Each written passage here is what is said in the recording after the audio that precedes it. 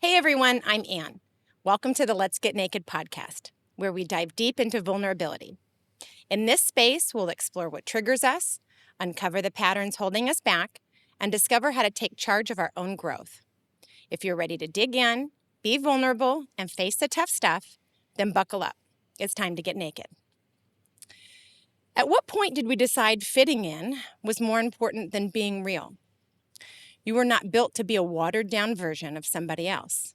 You were not born to blend in, smooth your edges, dim your volume, or edit out the parts that make people uncomfortable. And yet, that's what most people are doing, walking around like carbon copies. Same opinions, same filters, same safe little personalities that offend absolutely no one and inspire absolutely no one. Hard pass. I want you living your life at full volume.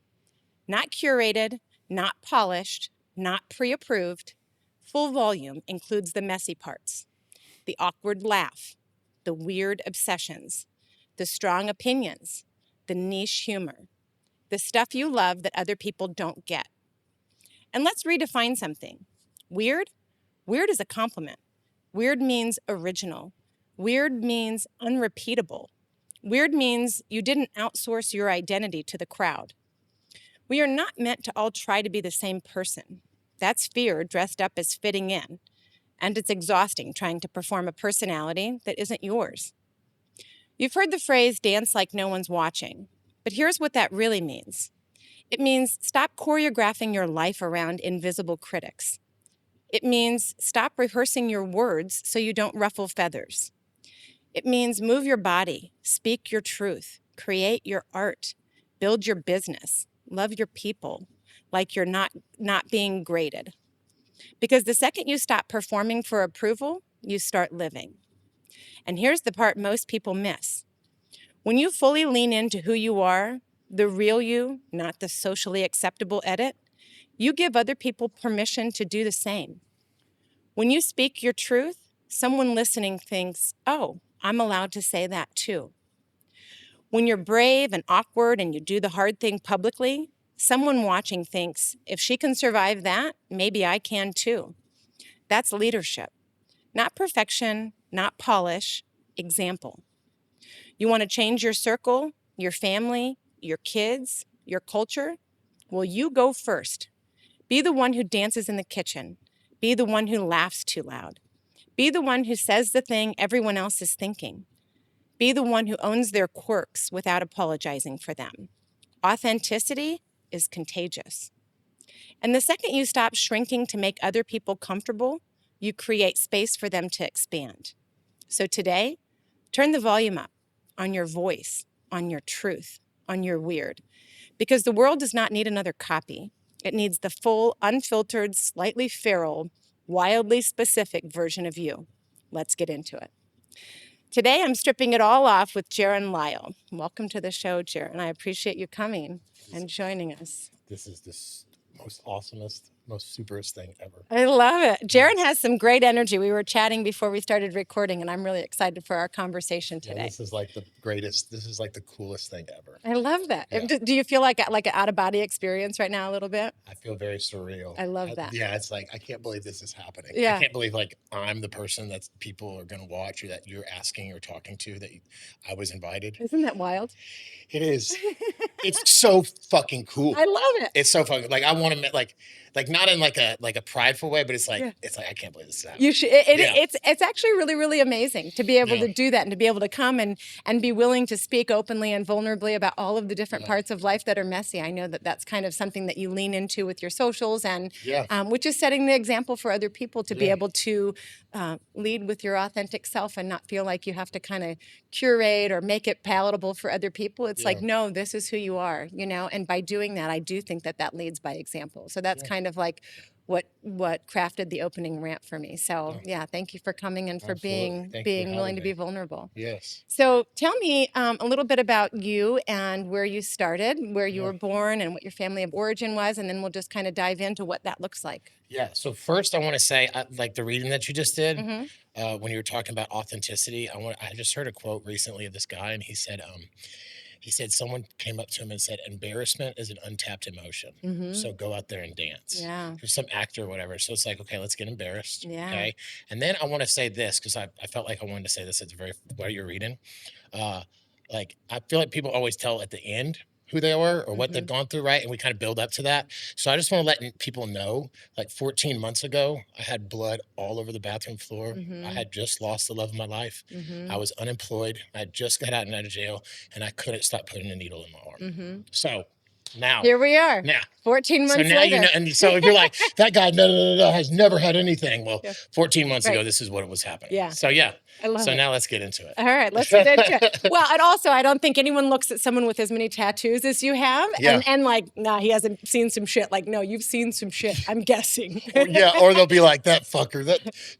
They'll be like, pussy, bro. Those tattoos don't make you hard. right. They don't make you. Yeah. And I'm like, I don't care about hard. I'm 38. Dude. Yeah. I ain't trying to be hard. I'm Right. just trying to look cool. Right. Well, also, like, isn't it funny? Like, what is it about you that triggers something in somebody else? When they say shit like that, I really believe that, like, people like us who are authentic selves, right? Who are not afraid to do all of that, we really trigger a lot of stuff in other people. And when you realize other people being triggered has nothing to do with you, that's a them thing. Oh, yeah. That's a beautiful thing because they can be spinning the fuck out. Like, people look at what I'm doing and they just spin the fuck out. And it's like, you know what? This is my life. I get to do it however I want to. Please do your life however you want to. And I'm definitely not going to tell you your business. But yeah, I find it's crazy. The internet is crazy. Yeah. Yeah. Are you?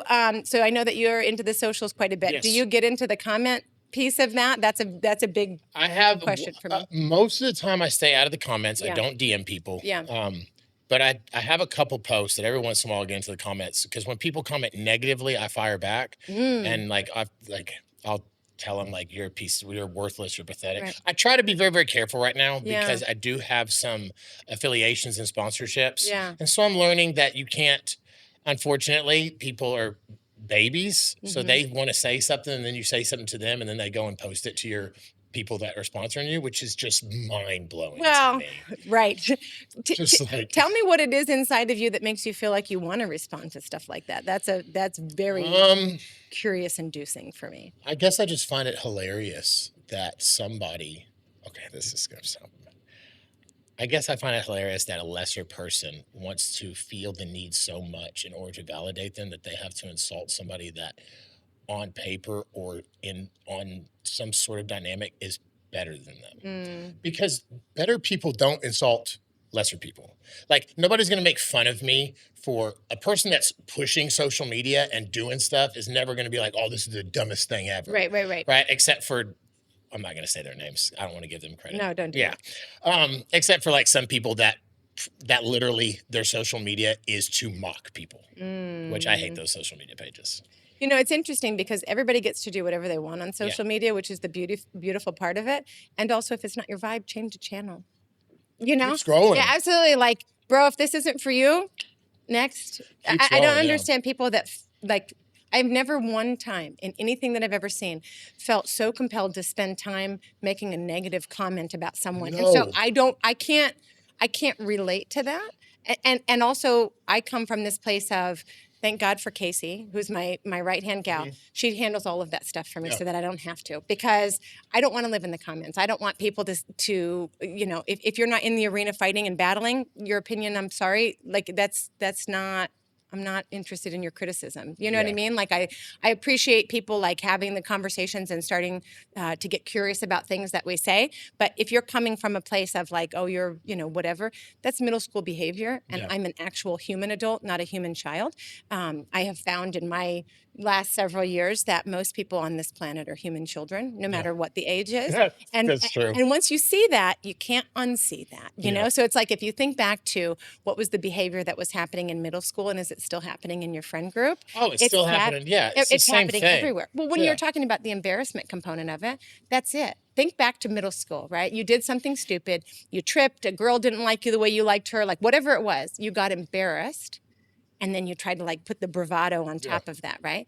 That's still what people are doing now. Yeah. So when people are doing this whole like keeping up with the Joneses, when people are doing the whole like, oh, you can't offend me because it gets to my ego, like That's what that is. Yeah. That's middle school. Ego stuff is completely middle school behavior to me, Yeah. right? So it's like when you say like, "Oh, I respond back," it makes me think like, where does that hit you? Like, Well, where does that bother some you? of it I just think is just the audacity and the asinine belief that they have the ability to tell me how to live my life. Okay. Yeah, but they don't. I know, but they think they do from that simple reel. And that bothers you? It just makes me laugh. And then also this post specifically, it's only one post. Yeah. It's but the comments it got posted in August and it still is getting like 40,000 views on Instagram. It's like 2.3 million right now. And it's a stupid video. It has me taking off my mask at work with sunglasses. And it says when you're a baddie, BHADDIE. Yeah. At work. So Yeah. you have to keep yourself covered so no one sees how bad you are. Yeah. Like hot. Yeah. And I'm in construction. Yeah. Okay. I'm in my I truck. saw the post this morning. I Yeah. thought it was cute. Like, It's what's wrong with that? Yeah, it's the silliest thing Yeah. ever. And people, it's just so now 50-50 is me commenting back to just, rage bait them and to keep the comment section going and to keep the views going. And the other part is, I don't know, maybe I'm just not healed enough in certain areas and I still succumb to other behaviors and need to let them know that, I respect that. yeah. The savage self-awareness component of that is the biggest piece of it, right? So it's like, maybe it's hey, there's just- still something that it bothers in me, that triggers in me, because if you see a comment like that and you go, ooh, you motherfucker, whatever, right? Yeah.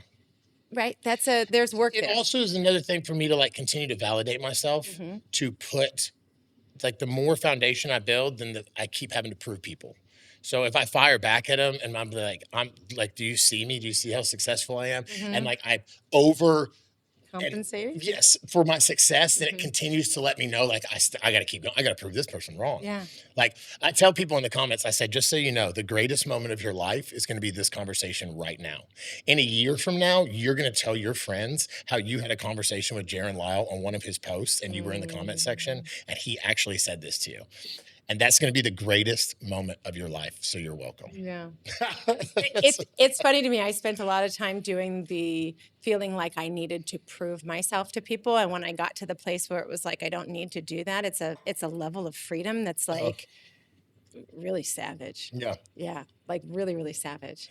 And of course, people were like, you should take this down. Obviously, you're insecure. And I'm like, dude, if I was insecure, I would have deleted it a long time ago. Absolutely. Like, Yeah. I would have deleted it when the guy from Ireland that has 5 million followers did a parody on it. Yeah. I would have removed it then. Yeah. Okay. But I didn't. Well, and everybody should stop taking themselves so seriously. Yeah, that's part of the fun with all It's of just that a too. post, dude. Yeah. It's just a post. But in the grand scheme of it, the reason I keep it up there too is because if one person gets mad at the post, a guy or a girl, whoever, watches it and says, this is the dumbest thing ever. So they then want to click on my page and then they see a post of all of a sudden me talking about drugs, trying to kill myself. Yeah. And all of a sudden it connects. Well, that's the only reason they got on this page. Yeah. Was from some stupid cringe ass reel. Yeah. And now all of a sudden, maybe they can hear something that's going to save their life. That's the point of my social media at the end of the day, is to hopefully impact somebody to stop doing what's destroying them. That's the whole point of it. When did you start doing the things that were destroying you? I guess I started taking ecstasy and stuff like freshman year of high school. Are you from Arizona or somewhere No, I'm else? from Arlington, Texas. Okay. Yep, Arlington, Texas. And I went to a private school, had a great upbringing, still have great parents, still have a great family. And I know that's changed. I got high because I liked to. I enjoyed it. I enjoyed the attention that it brought. And I guess for a while, even when I wasn't, I was still good at it. It was something, even as bad as it got, I was still good at. Does that make sense? In like a totally. weird, yeah. Like I was good at getting high. I was good I was an at partying. excellent drinker. I was an excellent drinker. I was good at that. And so because you're good at something, you get attention, whether it's negative, positive, or any kind of it, right? The brain doesn't necessarily differentiate at the age of 16, 17. Yeah. Excuse me. So yeah, that's probably when early high school, smoking weed, popping pills, hydrocodone, Xanax, drinking, ecstasy. Hard drugs came in probably, I think I did cocaine the first time right after high school. So 18, 19 years old. And yeah, I remember there's 4 things I said I would never think I said four or five things I said I would never do when I was little. I remember this. I said, I'm never going to smoke a cigarette. I'm never going to do coke. Never going to do heroin. Never going to do meth. I'm never going to put a needle in my arm. Did all those things, didn't you? The first time it was introduced to me, the first time of every single one of them, of course, because it wasn't like the needle got first before the cigarettes. Sure, of You know, course, of yeah. course. Right, So it doesn't start with heroin. yeah, Like that. yeah. But yeah, the first. It wasn't like I said, "Oh no," and I had to be around it for a month, and finally I gave in. It was I can literally remember all of it the first time. So And was it driven by the attention for that, right? Like when you say, okay, I was good at that, I was getting attention for that. When you do that, do you feel like it was a performative situation? some of the injecting was a performance part of it because I remember talking to my therapist and stuff. Because most people don't tell people that they're shooting up. I would tell people like have them in the car with me while I'm doing it, right? So like there is a little dynamic to Trying that. to get the shock value. Yeah, And of all like, that. oh my gosh, right? So there's a little bit to it. Um, Another part of it, I just think it was a natural progression. I want to do things fully, Mm, and hit it with a hammer. yeah, and so why? I mean, it's not funny, but I would always say, why waste the drug? Yeah, You know, why why cuddle when you can have sex yeah, per se? yeah. And I guess that's how I kind of has always thought. Maybe it's not the best. Sometimes I think it's a very good way to think, and sometimes it has gotten me into situations and pushed me to limits where all of a sudden I was out of control. Yeah. You Well, know? it depends on where you focus that energy, Yeah. right? Because that's the whole thing of like I hit stuff with the hammer as well. Now I can put it to whatever I want to focus my energy on, and I'm gonna be amazing at whatever that is. So when I've gone astray in life and have it focused on stuff that is not in line with what I want to be doing, I'm still hitting it with a hammer. I'm Yeah. still going 100 miles an hour towards whatever that is. Maybe I just need to change course. So being able to get to a place in your life where maybe you're changing course for stuff. Yeah. What does that look like? Did you have siblings growing up? So yeah, so I have 3 brothers now. Okay. So I had 4 growing up. Okay. Yeah. Where are you in the birth order? Second oldest. Okay. Yep. What did that do to your family as far as the drug use and all of the things that go into So that? my drug use came hard later. Okay. So I mean, I told you So you're playing around when you were with high younger, school but dabbling, okay. and I always say it was just common for me, but it's common because that's who I was hanging out with. Okay, so in high school, I got a job junior year at a place called Hollister. Hollister was brand new in Arlington, Texas, at Parks Mall. It was like the coolest store that you could work at. Okay, there's 5 high schools in Arlington. Now there's probably more, but when I was in high school, there's 5, and all of the elite athletes and cheerleaders worked at Hollister from all 5 high schools, and then you had me from a private school working there, and we went to state championships in high school. I played in 3 of them, won 2. My whole high school year, we went all 4 years. We had a running back that went to the NFL, played 9 years in the NFL. My coach played in the NFL, so like we were known as a small school for football and stuff. But so I just started hanging out with the cool kids, and then I guess my I don't know, my family's always just been. I guess they just take it in the waves, really. Uh, I mean, obviously, it's had an impact on a lot of people. It's made me not be able to see certain people at certain times, and had conditions on when I can see my nephew and things like that, and when I can't come home. Yeah. Rightfully so. But my dad has always just been, I believe he's going to figure it out type of guy. And that he's going to always support me. I went to rehab in 2010, 2015, and 2019. I went to prison in 2012 and 2014. And my dad has just always says that I know who you can be, Jaron. I know who you are. Always believed in you. I know who you are. And so I don't know. I mean, I know it's weighed on my father. I don't know how much my other siblings it affected. I really haven't asked them that or divulged in that. I know my dad obviously has told me when I got arrested and went to prison that he was finally had peace because he at least knew where I was, so on and things like that, that he's not worried about me. And there's been other things that have caused just straight chaos in his life of, am I going to die? It's the worst. Yeah. It's the worst having a kid dealing with drug addiction. It literally is. I've been through a lot of shit in my life, and that's the worst. It rips you apart. If you get to that place, I highly recommend going and asking your siblings and your parents if they would be vulnerable enough to share the impact that those years had on them. Yeah. And then don't say anything.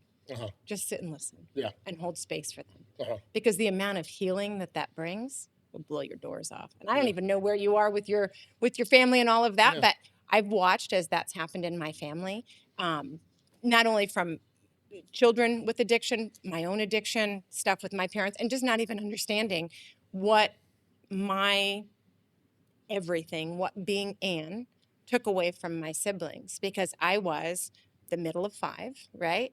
And I was that needed attention. I can see that in you, right? Yeah. Like I can see people that like thrive on attention, whatever it is, and it doesn't matter how you're going to get it. It's good attention, it's bad attention, it doesn't fucking matter. Yeah. I have to feed this, right? I have to Yeah. feed that thing. But when you realize what that takes away from so many other people, because it's like your parents aren't able to focus on your siblings because they're focusing on you at whatever stages and ages you guys are. Mhm. It's just pretty wild. It's pretty wild to sit and listen to someone like really share with you what your impact has had on them. Yeah. You know, and then be able to feel that from the other side. You know, do you have kiddos? No. Okay. No, I can't have kids. Okay. Yeah. Okay. Yeah. Not genetically Not- able to. Not Yeah. your vibe. Okay. Yeah. Not fertile. Okay. Yeah. So no kids for me. I had a stepson. I was engaged. I've been married. Okay. So I was married from 2017, 2019, legally, Mm-hmm. like 26 months. And then I was engaged for a little bit recently in 2024, got engaged. And she had a son. So I was in with her for about a year. Mm-hmm. So I had that opportunity, but yeah, no kids, no Okay. kids. So I got a nephew. Yeah. Her son is 5. He'll be 6 this year. And my nephew is about to turn 5. Okay. Those So, are fun ages. Yeah. Is your family all still back in Texas? Yep. Okay. Yep. All in the Dallas-Fort Worth area. So What was jail time for? May I ask? I robbed houses. Okay. Yeah, lots of them. Fun. Yeah. Fun. I think I said recently in a question stuff that I robbed different. The amount I said 13, and I meant to say 3 when I heard it back. So I got convicted for 3 burglaries, Mm-hmm. and I pled guilty to 16 no bills. So I have 19 burglary habitations on my record. Mm-hmm. So I got a 4-year prison sentence for that, which is just crazy because I was in jail with people that had 1 and had 15 years. He's a 2 to 20 sentence in Texas. Mm-hmm. I was in with another guy that got 20 years because at one point burglary habitation was 5 to 99 in Texas. So yeah, it's a crazy story of how I ended up getting 4 years because I was on deferred probation for 10, Mm-hmm. and a month later I went and saw the same judge because I got another burglary. I got arrested. I was in a burglary ring. There was like 5 of us that ended up all getting arrested. And that was, you did time in Texas. 2012? Yeah, 2012 to 2014, and then my sentence ended 2016. So I got locked up May 24th, got out February 13th. Holy shit, that's coming up. Mm-hmm. That's crazy. Yeah, That's crazy. So I got out February 13th. I forget that until I say it out loud. Yeah. So sober since 14 months ago, I'm assuming, or tell me what the journey looked like for you for getting clean. So I have not. So I kind of critique people on this just a little bit, and it's semantics. Okay, but I don't claim sober. I don't claim recovery. Claim whatever you want. Yeah. So I just don't get high. Yeah. And I don't drink. Okay. The last time I drank was April 26th, which was the same time I got high, which was like just 2 hours after midnight. Okay. But when the new year started, maybe twice in January, 3 times in January, and then once in February, once in March, and then the one time in April. Mm-hmm. So it was kind of, and I told you before, well, maybe I didn't. In 2015, 2018, I was in Narcotics Anonymous. So I had 3.5 years clean then. Mm-hmm. In 2007 to 2009, I did Christian missionary work. So I had 2 years clean then. So I've done a bunch of different things where my journey has not just been straight drug use all the way through. Mm-hmm.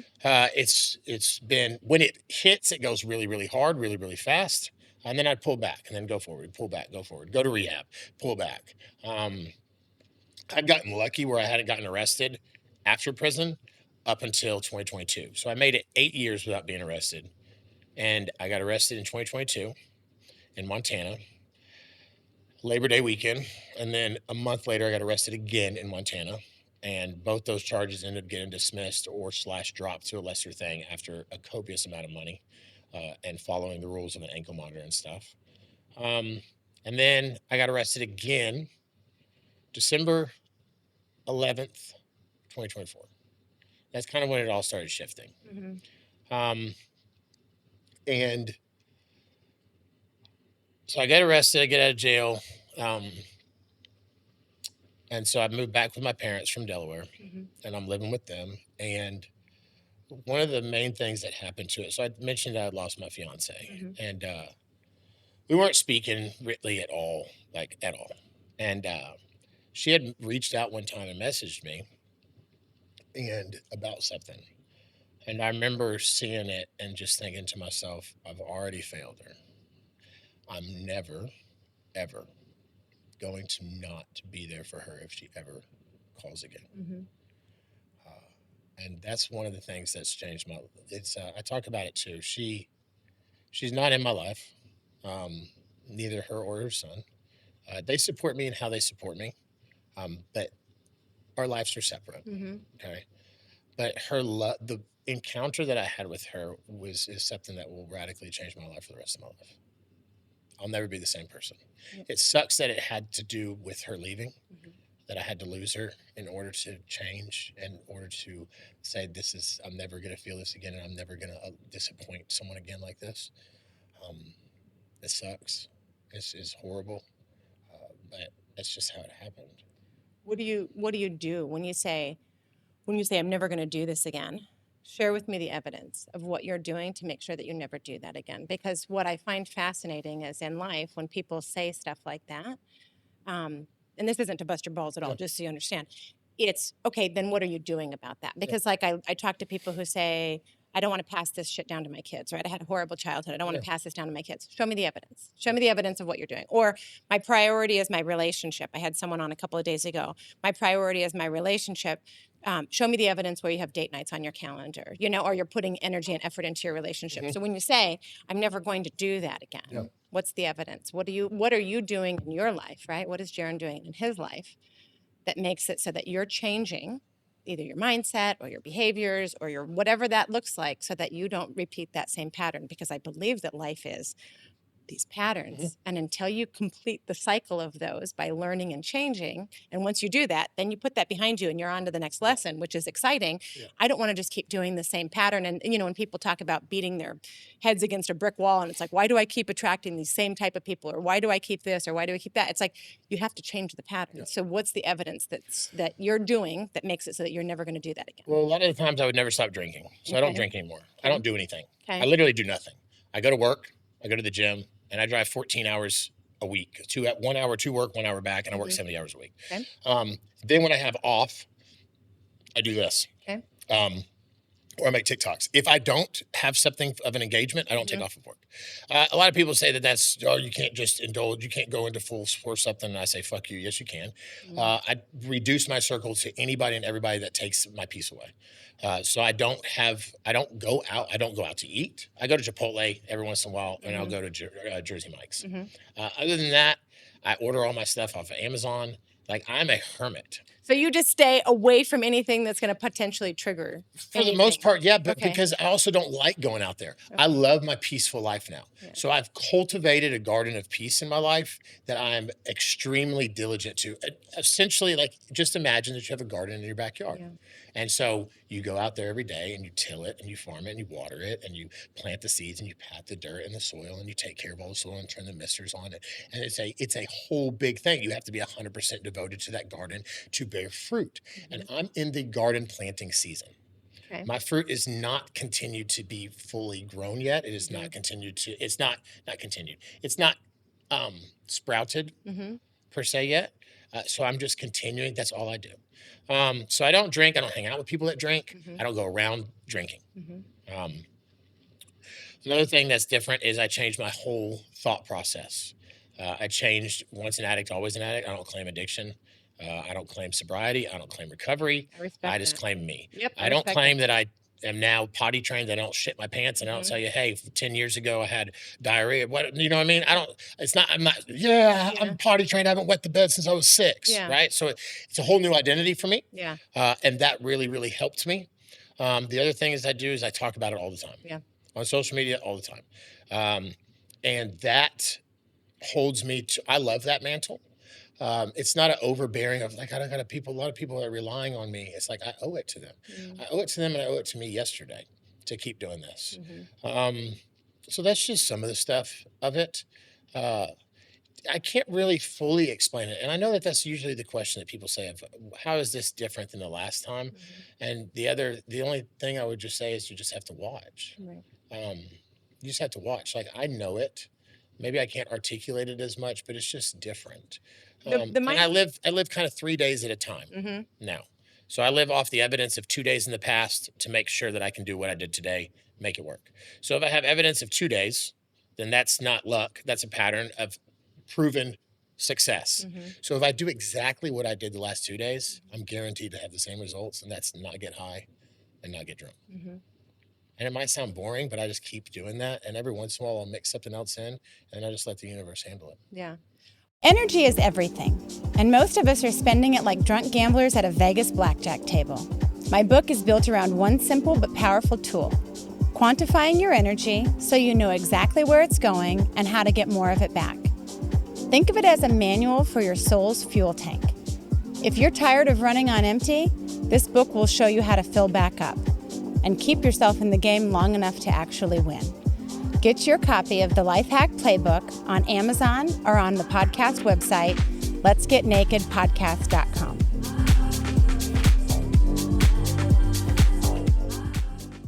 Well, I resonate with what you're saying as far as like not necessarily relating to I'm an addict, I'm a this, I'm a that, because I think a lot of people create their entire identity on I'm an alcoholic, I'm a whatever, right? I quit drinking 9 years ago. I did it going to rehab, I all of the things, but I don't necessarily like I'm not into AA, I'm not into all of the things. And for everybody who does their do whatever works for you. But for me, I quit drinking because it never added value to my life, right? And I want the best life that I can possibly have. And so I don't come from this place of, hi, I'm an alcoholic, like blah, Hmm. blah, blah, blah, blah. No, I just don't drink anymore. That Yeah. like I that's not part of what makes me amazing. And so I just don't do that anymore, you Yeah. know? And yes, it was tough and I had to do all of this work and put all of these things into my garden to make certain that that wasn't what was going to come back. Yeah. But it's always tricky to talk to people when it's like, okay, it's been a year. Okay, what are you doing to really invest in yourself? And the mindset shift is huge. The Yeah. mindset shift of just, I used to smoke cigarettes and I had to really like hammer it in my head. I'm not a smoker anymore. I'm not a smoker now. It's been 18 years or 19 years, whatever it is. But you have to like switch your mind, because your mind is the most powerful tool that you have. So, when you went back out on drugs and stuff, what were some of the things that triggered you to go back out, if you can share that with Yeah. us? So get out of my head. I don't necessarily, I just used anything and everything to do what I wanted to do. So I'm a firm believer in this.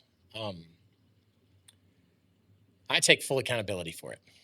I got high because I wanted to, Mhm. because I either didn't love me enough Mhm. or the people that were in my life, I didn't love them enough. Uh,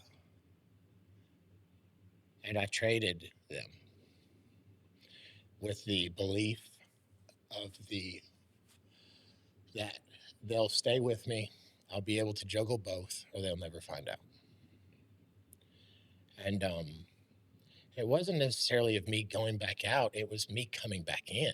Mm. And I was always out. It was the rest stop was me coming in to try to pretend and have this life of what I spoke about so elegantly and articulately that my integrity could never keep me to a place that my talent could bring me.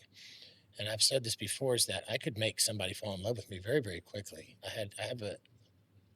I've noticed that I have an ability to get into rooms, but when you stay in a room long enough, you can't keep talking about the same thing over and over. And eventually people see who you are, it comes out. So I don't necessarily know if it was ever me going out. I like to use the analogy of me coming in. I came in for rest, and it's hard because I look back at how I hurt so many people.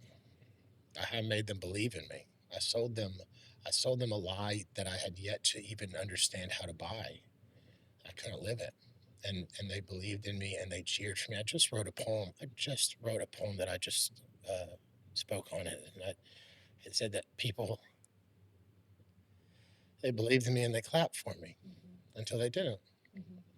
Not because they were mad or because they were upset, but because they just couldn't do it anymore. Mhm.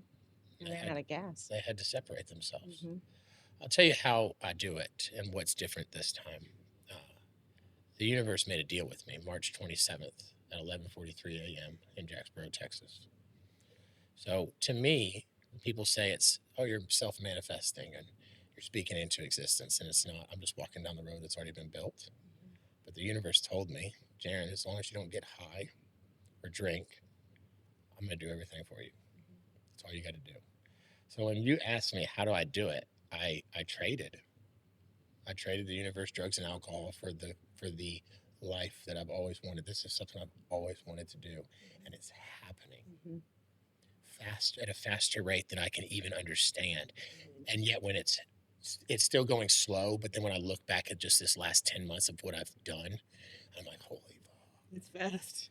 When you're in alignment, it's super fast. Like timelines collapse. Yes. It's wild. I totally get it. I know exactly Yes. what you're talking about. And it's just like hyper speed. Yeah. And it's like one thing after another. And I'm like, how does that even happen? Like, I'm just like I'm not changing anything. I'm not posting for this or trying to get that. It's just going to happen how it happens. So yeah, that's another thing of how I stay onto it. I literally I traded with the universe. It asked me what I was willing to do. It essentially told me, Jaron, you're a piece of shit and you keep being a piece of shit. So the narrative of your life is no longer Jaron is a person that struggles with drugs, but he's a really good guy. The narrative is about to be Jaron is a person that struggles with drugs. That's just who he is, and you don't know who you're going to get. And you have a short amount of time, Jaron, to be able to change that narrative. What are you going to do? Because you're not 20 years old anymore. That excuse was great when I was 20, 24 when I went to prison, 26 when I got out. Not at 38. Right. It's a different look on a 38-year-old grown-ass man. 38. Yeah. Yeah, I'm like in a year and a half, I'm going to be 40. Yeah. I can't use that narrative anymore. That's either who I am or I change now. And I'd have this talk with my dad pretty often. And I was like, that was it. I was done. It's just like, I'm done.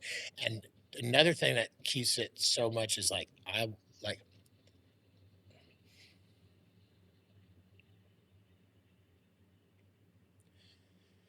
my dad went broke in believing in me.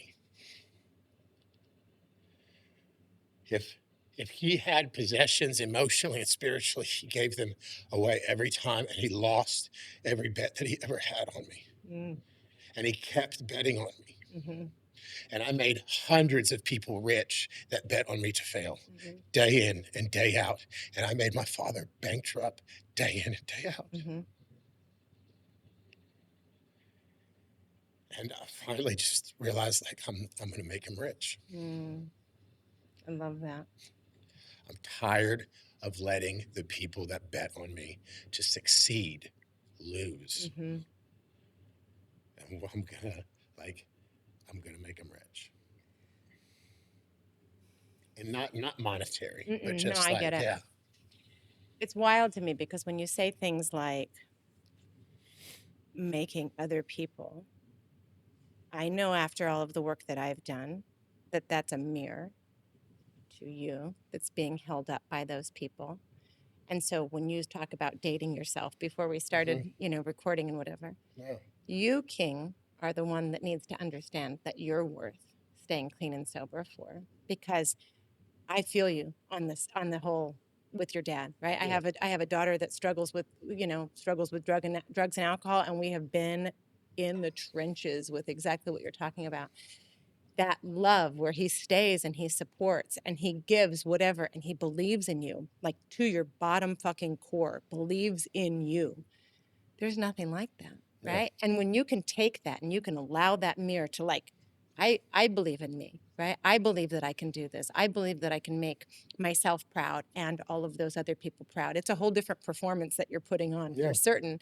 But how powerful that is that he stuck through it this whole time. Oh, yeah. Are your folks still together? They are. Okay. Yeah.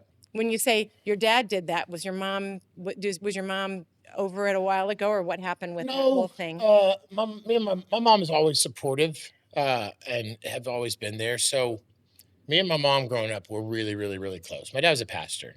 And so I always thought, like, obviously as an addict, I'm going to use anything and everything I can to kind of get the least or the most. Does that make sense? Yeah. And so my mother was a little bit easier on me, or I thought I could talk to her and sway her, and avoid my dad, and it's all self thoughts in my head. My dad's never said he's disappointed, never made me feel in a way, but it's these own thoughts in my head that say I can't talk to him. And well, I guess my parents divorced in 2010.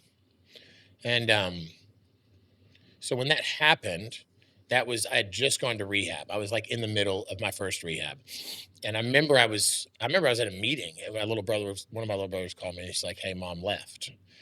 So I'm dealing with all of that and stuff. And so when I go to prison later in 2012, me and my mom, we're not speaking at all. My mom left. Pretty much none of my brothers. We didn't have anything to do with her at that time. And so, of course, I have to have contact. I'm in prison. I need money if I can, like for my books to eat on commissary, and the phone, and going through all of the legal situations and all of that. And bless my dad's heart, he was there, and we just started. That's how the relationship started forming in a way different level. Um, to where we just talked about anything and everything. And as it's gone through and cultivated, my mother is still very, very important, and they're married now. So they're married for 33 years, and I think they're about to celebrate 12 years on their second marriage together. So 45 years total coming up, I believe. And they've separated. I think my dad knows the amount of days. I think he told me one time 1,184 days they were separated. Love it. So I think that's what it was. They're remarried now and everything's good. Everything's great. What a fun story. Yeah. So that's a whole nother story in itself. But just through that, it just really just dug into my dad. And me and my mom are good, and she's been there too through it. But it's just been my dad is just the person I've talked to, He's right? your rock. Yeah. So he's the one that has their finances are together, but it's, hey, Dad, I need this, or can you help me with this? I guess the Western man of the house type thing. But does that make sense? Yeah, no, I totally get it. Okay. I totally get it. So just going to him and everything, and he's just always been there. So he's just been the rock. And I remember talking to him and saying, like, Dad, I don't need a dad anymore, per se. I don't need your opinion. My dad is a devout Christian. He's a pastor, still leads worship on church for Sunday services, associate pastor with a church in Weatherford, Texas. And so I would go to him, and he'd always give me the God answer. And my path is different. Right. And I was like, you can't just keep giving me that. That doesn't work. And I said, so I just need you just to listen. And my dad I talk about how I got everybody out of my life for my peace. And my dad has allowed me to be in his life knowing that it's going to disrupt his peace. Knowing there's a tornado.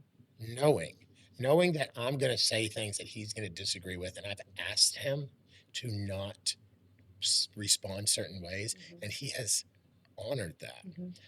I can't do that.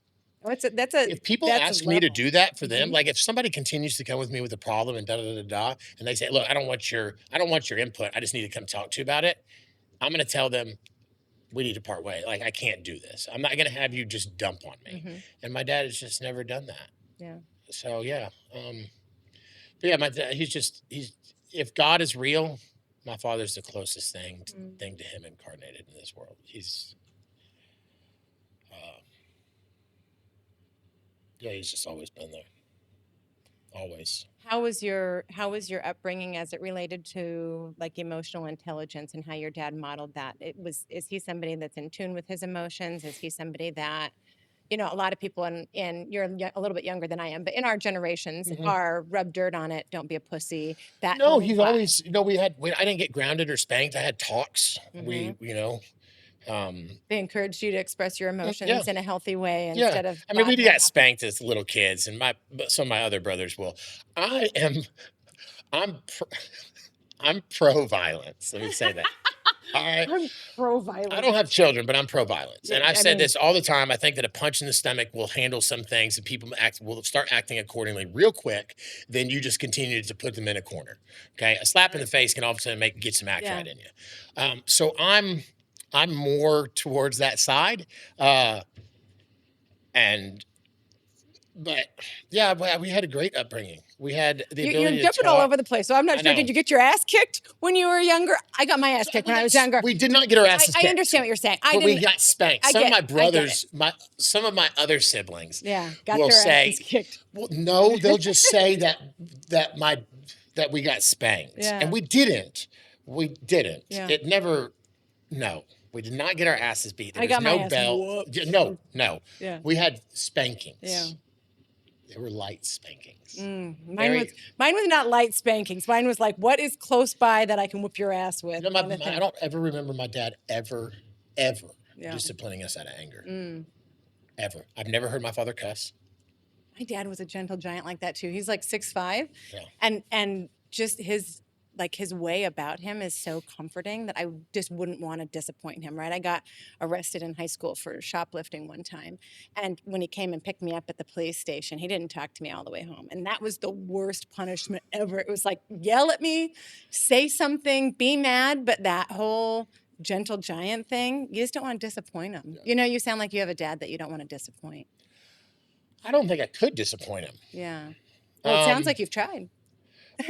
Yeah, not deliberately. I understand. I think, no, I get it. I get it. Yeah. I don't mean that in a bad way. I understand what it's like to have, kiddos that are just tornadoes, and they're not doing it intentionally. I wasn't doing it to my parents intentionally. I spent a lot of years of my life being a tornado as well. So I get it. And I still do it 100% selfishly as far as for what I'm seeking after. There's still, if there's two sides to the coin, one side is still Jaron wants success and prosperity and this in this spotlight and stuff like that. But I don't think it's a negative thing for it. And the other side of it where it says, well, I'm going to let everybody win off of me as well. Like I'm going to win and you're going to thrive. Like your investment is going to be returned on. And I'm not talking some bullshit 0.5 Chase Bank savings account investment. Sure. I'm talking about like at the first of the Bitcoin, we're going to flip it and it's going to you're going to hit. But also in that, I'm hitting. We're hitting. Yeah. I talk about TikTok. It's my family. That's why I tell people when they follow me, I hate the word chat. I don't know if you've ever seen social media influencers like, hey, chat, when they go live streaming and stuff. Oh my God, it makes me want to vomit. I'm so far away from social media. It would blow your mind. Well, when everybody hits a follow and I see them on my live, I'm like, hey, thank you for the follow. Welcome to the family. I hope you stick and stay. Sure. Right? I'm an acquired taste. Yeah. You might like what you're hearing right now, and then I might make fun of you later or something so I hope that you just know that we're family, and I'm going to do something probably that's going to upset you, but I hope that you realize who I am and that we're all growing and that we can all accept each other. But yeah, TikTok saved my life. Family is important, and I had a great upbringing. I know that was just... That's all right. You jump all over the place. I do. You said that you had 4 brothers, and now you have 3 brothers. May I ask what happened to your other brother? Yeah, so on April 26th of 2022, he got in a car accident. And on May 11th of 2022, he died. He never woke up. 3 o'clock in the afternoon in Arlington, Texas. Was doing a U-turn on an intersection, and I don't think the intersection even was a light intersection. It might have been. Somewhere he was always at with his roommate. I think he was going to class. I think he was going to school, or maybe he had just got done with school. Yeah, and who knows what was happening. And they got hit on the passenger side. He's driving. If you see the car, I saw the car. I don't know if the rest of my family saw the car ever. But I had to go to the impound lot and get the stuff from the car. And if you saw the car, you'd say, when I saw it, I said, there's no way the passenger is alive. Not even, he's gone. Yeah. But my brother has to be fine. And passenger's alive still. And he's doing okay. He's still going through things even later now. My brother didn't make it. So when they got hit, what they think happened is that their heads went sideways and then slammed together. And Jace was my brother, and he's a little bit smaller. So he had some skull fracturing and bleeding. And it didn't go down like they thought. So it continued to pressurize, and then they ended up cutting his skull probably. Hindsight looking back, you cut his skull immediately. It probably would have had the pressure go down, but there's no telling. Right. And then he was he couldn't breathe for himself, so the tube causes scarring on his esophagus, which then blood goes into his lungs, but then he gets septic, and then he gets liver failure, and then he gets kidney failure, and then he has a stroke. All over the course. He never got better. Right? Never. Did he ever come out of a coma, or No. was he in the coma the whole time? Yeah. No, he never So you woke never woke up, and we'd have a day where it didn't get worse, but nothing ever increased ever. And then I think my parents said that they would bring him back if he coded, and he had a stroke. And so they came back to my parents, and they said that if he does make this, he'll never wake up. He's a vegetable. Yeah. After the stroke, he's done. And so I think my parents said, okay, we won't. If he dies, then we'll let him die. And I think maybe within my story and version is within an hour. He died on May 11th at, I think I got the call at about 8:30 in the morning, somewhere there. I was in Arkansas. Were you using back then? Or were you? No, I wasn't. I was clean then. And you stayed clean? Or did that? For a little while, yeah. Did that affect So I had just gotten a job. So I had over Easter of that year, and before Easter, I was using pretty heavily. And then I stopped, got good, stayed clean through it.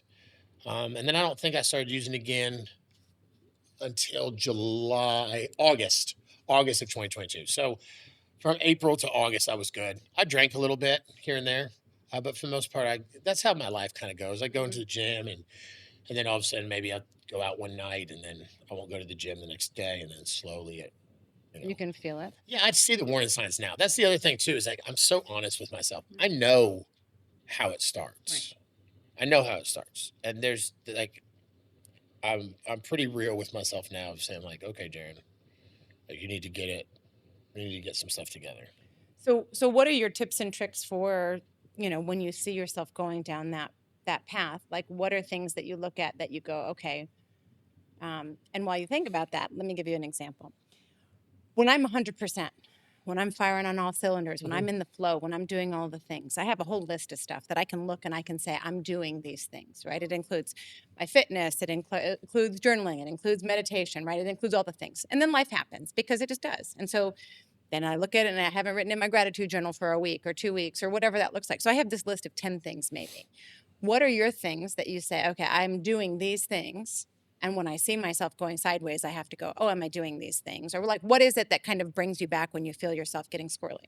So the universe told me I have to focus on 5 things. Okay. I got to focus on social media, becoming famous. And what that means is that I make an income off of social media, which I don't make an income at all off of social media. Yeah. But what it means is that eventually I make an income of what I make right now. Okay. That's what fame is to me. Okay. So I make a living from social media. Okay. Okay. So that's focus number 1.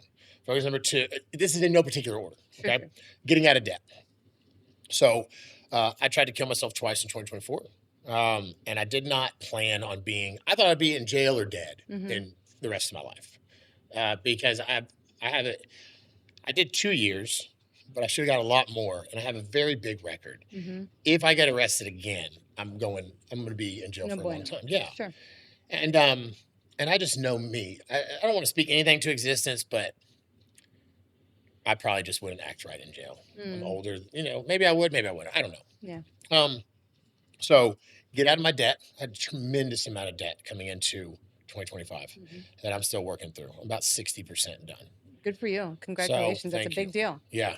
It's a big deal. Yeah. Yeah. I just paid off another debt, and it's like, doesn't it feel good? Yes. So PSA to people listening, like, that's a big deal. Getting out of debt. Yeah. I'm telling you, I've lived both lives. I've lived in debt and I've lived not in debt. You do not realize the invisible weight that you carry around with living in debt. Get your fucking name clean. Yeah. Do what it takes. Make the hard decisions. Drive the Pinto instead of the Mercedes. Whatever that needs to look like to get out of debt. Okay, sorry to interrupt. Keep going. I have when August hits, I'll have 2 more things paid back. I'll have my father finally paid back, and I'll have one of my other credit cards, and I'll have 1 left. Good for you. Come the end of August, if I wanted to push it just so I don't have too much burden, let's just say the end of October, and I'd be really, really happy. Excellent. And I just have 1 thing. Okay. So getting out of debt, the gym, physical fitness. Yeah. I want to continue to hone in and critique and mold how I look. So staying fit, my career, and getting tattoos. Okay. Those are 5 things. So if I have something in my life that takes away at all from those, I don't keep it in my life very very long. Okay. I don't uh, I don't waver on the gym. I go to the gym no matter what, 7 days a week, Yep. unless every once in a while something comes up where I Mhm. have a dinner at work and a corporate thing, so I have to go to dinner, so I can't go to the gym Yeah. because I'm waking up really early. So something happens. I'm getting tattooed tomorrow and the next day, so I will not be. I'm like a man flu guy. Okay, like when I get Mm. sick, I'm sick. When I get tattooed, I'm like, oh my gosh, I can barely move afterwards. So I won't go to the gym probably for about 4 or 5 days as I heal in that. And I've also gone to the gym too soon after tattoos and really just fucked up the healing process on Yeah. it. But yeah, that's what I focus that on. So to answer the question, I make sure that something doesn't pull away from those aspects. And I'm not willing to introduce anything into my life until I'm able to check one of those 5 things off because that's what's getting all my energy. Um, so I'm just staying focused with that. So I'd find when I've like, okay, if I'm starting to spend money somewhere Mhm. or do something that's causing me to not wake up and be early to work, or I'm wanting to leave a little bit earlier. Mhm. Okay. So I'm not sticking to my routine. I'm like, okay, well, why am I doing this? Is this really influencing and impacting and adding to my life, or is it taken away? Because there's nothing indifferent in Mhm. it. So yeah, just real careful with that and making sure that those 5 things get hit. What do you do for you that's just like I hear what you're saying and you're Mhm. like, okay, 5 things and it's social media and it's getting out of debt and whatever, but like what do you do for Jaron? That's it. Yeah, but like Yeah, that is for Jerry. I know, but what are the things? Going to the gym, So your going to mind work. starts getting squirrely, right? Your mind Uh-huh. starts getting squirrely and you start thinking about using or thinking about whatever I and get you on just TikTok live. and get on TikTok. Yeah. Okay. So I don't have, I don't, I mean, I don't hang out with people. I Yeah. don't. I know, but it's not about Yeah. people. Yeah. No. So, Like when you talk about dating yourself, mhm. what does dating yourself look like? Because dating yourself can't include social media. Tell me what dating yourself looks like. I'm dying to know. So we're on date number 9. Um, and so far we've done a movie date. We did a photo shoot date. We did my Christmas blessing where I raised $5,000 and gave it to Mhm. 5 different people in increments of $1,000 live on Mhm. social media. Um, That's that not dating yourself, Jaron. yeah, it is. No, it isn't. Yeah, it is. It's a date. It's a Okay. relationship that I would say, okay, let's come be a part of this. And our date is going to be we're going to save up and then we're going to go and bless people, soup kitchen, whatever it is. Okay. Yeah, so it's a date. Okay. Uh huh. Let's see what else was there. I had a tattoo appointment. Um, I went to ostrich farm I think I recently. think we're I think we're on different wavelengths because I'm thinking more like not physical actual dates. I'm Oh thinking yeah. about like what do you do to know Jaron inside? What do you know? So the physical, You so know what I you'd have mean? to, yeah, Like you how got do to you know watch Jaron? you got to watch the series of it. So each date is an actual event Mhm. that I would do with someone that I'm actually dating. Okay. But I'm with myself. Mhm. So it's a process of doing things that I did with my last relationship, but Mhm. also things that I would want to do with the next relationship, Okay. but all while doing them only with me. So it's a healing and an awareness of intentionality, Okay. like making sure that when we're in that moment, that I'm 100% focused on that, and I'm not letting that moment slip. Mm. For example, the ostrich farm would not be a date that I would probably go on with a person. She would probably have a kid, and that's what I talked about. And my ex fiance has a son, so it would be a family. There's families at the ostrich farm. And I'm a guy that's there by himself. And so I'm healing because I can hear his little laugh. I can hear him running to the animals. I can hear him having the birds on him. I can hear him seeing the bunnies. I can see her holding him. I can see all of that, and and then also I remember the attitude and or lack of appreciation of understanding the moment when we had those before. And I can see all these snapshots of when I'm with her and we go hiking with him and we're doing all these things together. But I didn't understand it then. I didn't know the moment. And so the dating myself is to come to a place where one, I love me, Mhm. and two, I'm whole and I'm intentional in it, that I don't take any of the situations for granted because it's the person that's my best friend. I'm not doing this dating series because I want to find a relationship. And I'm not doing this dating series because I'm going to be dating myself for years. I think it's sad when I have people comment respectfully. And I've been dating myself for 7 years. And I'm like, that's horrible. Yeah, but see, I think you think of dating in a different way than I'm talking about, right? Because dating for me, like is really being in touch with who I am at my core. Like, I'm so fucking solid on who Anne is. Well, before all of the gunk, got loaded on. So I talk a lot about what would your 8-year-old version of Jaron think, right? Go back to think about what were the things that really inspired you or sparked your attention or got you whatever. Getting in touch with that. You were just thinking about Ninja Turtles. Well, there's probably more to it than that, but Yeah. that's the whole, like, getting really intentional about who you are and what does it for you in a way of, I don't know. I don't know. I think we're on a little bit of a different playing field just in talking about that, because I think, for me, it's dating yourself is like really getting to the meat and potatoes of who Jaron is and what makes him tick, so that when you get into a next situation or a next relationship of what that looks like, instead of trying to be something for somebody else. It's like, no, you're who you are for you, and you get so solid in that when temptations for drugs or alcohol come up, it's not even a thing, right? It's not I'm grinding through it. It's like helps you embody more of a flow instead of just I can muscle through this, right? Because that's the masculine energy of like, oh my God, I can really fucking do this. But I think it's supposed to be easier than So I think that that's what a lot of people talk about, is that when the temptations come for drug and alcohol. But here's the thing: is that when you start eating filet mignon, you no longer have hunger for McDonald's. I don't desire fast food anymore. In a metaphor, I don't. There is no temptation. Like I don't. That's the thing that I don't think. Like some people don't. Some people can't understand it or don't understand it or anything.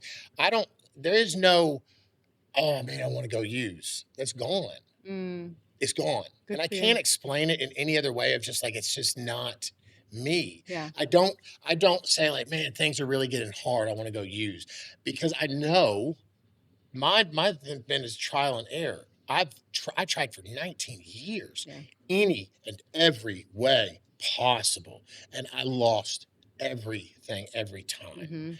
So I don't even think about, it's not even a foresight of like, oh man, I'm having a moment of weakness or I'm craving. Yeah. It's You don't not even like, go there. Yeah. it's just it's I know that the moment I do, the deal with the universe is off, and my life is getting so good. I just I can't fathom of where it would be. Yeah. Where it's gonna go, and that, excuse me, that excites me so much. And it's like, oh my gosh, okay. I'm gonna hold my deal to the universe, right? I'm just Because like, this is fun. it's like, and now I just understand that life on life's terms just sucks sometimes. Yeah. And that's just what it is. Yep. But it's not going to be better if I go get high or if I go drink. No, you're just adding to it. Well, Yeah.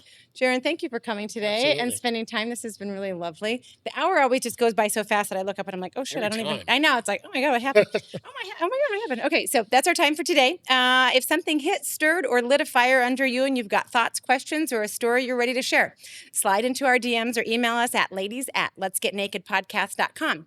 If you believe in these conversations, help us keep them rolling. Follow, share, rate, review, do all the things.